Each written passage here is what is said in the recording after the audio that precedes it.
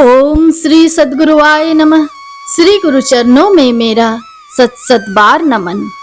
आज का शीर्षक है सद्गुरु कबीर और कृष्ण। सद्गुरु कबीर की महिमा अपरंपार है। सद्गुरु कबीर की शक्ति असीम है। सद्गुरु कबीर उस शिखर पर पहुंचे हुए संत हैं जहां श्री कृष्ण पहुंचे थे।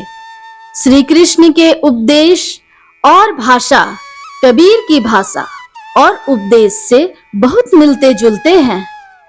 श्री कृष्ण ने भी मानवों को सत्य का बोध दिया, सभी अटकाओं और भ्रमों का खंडन किया,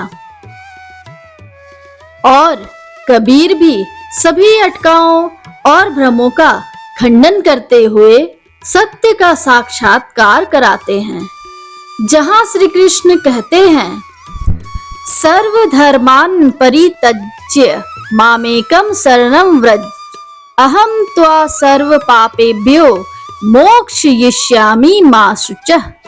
अर्थात सभी धर्मों को छोड़कर तू मेरी शरण में आ जा, मैं तुम्हें पाप मुक्त कर दूंगा, तू चिंता ना कर।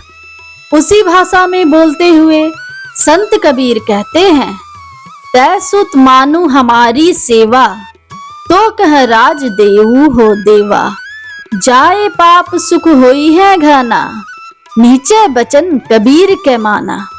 अर्थात हे पुत्र, तू मेरी सेवा को स्वीकार कर, मैं तुम्हें देव दुर्लभ राज्य दूंगा, तुम्हारे सभी पाप नष्ट हो जाएंगे और मैं तुम्हें घना सुख दूंगा। मेरे वचन निश्चय पूर्वक मान ले। तन मन भजी रहु मोरे भक्ता, सत्य कबीर सत्य है बक्ता। हे मेरे भक्त, तन मन को कुमार्ग से मारक यानी बचाकर रखो। कबीर सत्य हैं और उनके वचन भी सत्य हैं, तू विश्वास कर ले। जैसे श्री कृष्ण गीता में कहते हैं, जो भक्त मुझे भजता है उन भक्तों को मैं भी भजता हूँ। इसी तरह के पद सद्गुरु कबीर अपने बीजक ग्रंथ में कहते हैं, जो मोही जाने ताही मैं जानो, लोक वेद का कहा न मानो। अर्थात जो मुझे जानता है उसे मैं जानता हूँ, इसमें मैं लोक वेद की दखल अंदाजी को स्वीकार नहीं करता। जैसे श्री कृष्ण गीता में कहते हैं, हे अर्जुन, जिस समय यह सृष्टि नहीं थी उस समय भी मैं था।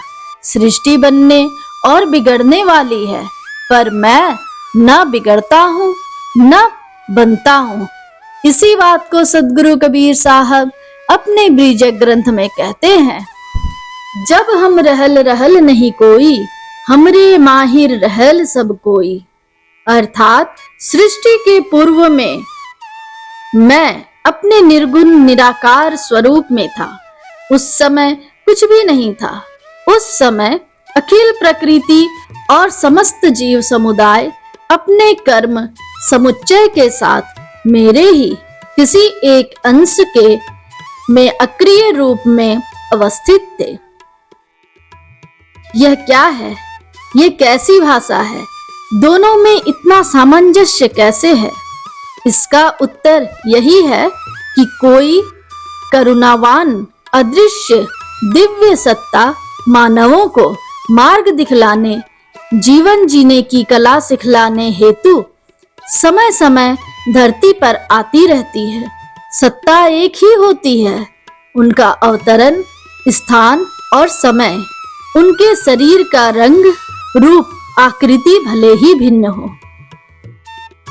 हम सब व्यर्थ ही गुटबाजी पंथबाजी में बटकर लड़ते झगड़ते हुए उस प्रेमिल सत्ता से दूर चले जाते हैं।